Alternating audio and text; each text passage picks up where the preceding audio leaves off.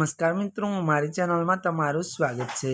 શહેરના સરખેજ પોલીસ સ્ટેશનમાં જાણીતા મહાઠગ અનિલ અંબાણી વિરુદ્ધ કરોડો રૂપિયાની છેતરપિંડી વધુ એક ચોંકાવનારી ફરિયાદ નોંધાઈ છે। આ ઠગે નવરાત્રી દરમિયાન લોકગાયક કીર્તિદાન ગઢવીના નોરતાનગરી નામથી યોજાયેલા ભવ્ય રાસ ગરબા ઇવેન્ટમાં મોટી સ્પોન્સરશિપ લાવી આપવાનો મોટો ખોટો વાયદો કર્યો હતો। આના બહાને તેને આયોજક પાસેથી રૂપિયા 1.5 કરોડની કિંમતના વીઆઈપી પાસ મેળવી લીધા હતા, પરંતુ સ્પોન્સરશિપના નાણાં ચૂકવીને ત્યારે કુલ 3.4 ત્યારે મિત્રો જોકે કરોડની મહાઠગ આચરી હતી। આ અંગે સરખેજ પોલીસ ગુનો નોંધી કાયદેસરની તપાસ હાથ ધરી છે।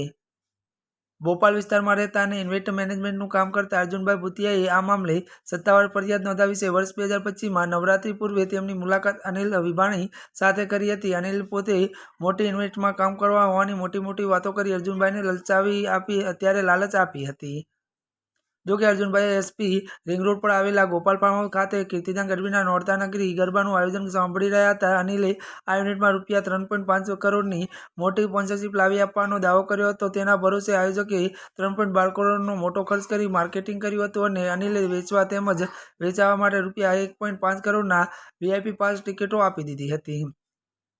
ત્યારે મિત્રો અત્યાર માટે બસ આટલું જ। અમારી ચેનલમાં નવા હોય તો અમારી ચેનલને લાઇક, શેર અને સબસ્ક્રાઇબ કરી દેજો। ધન્યવાદ।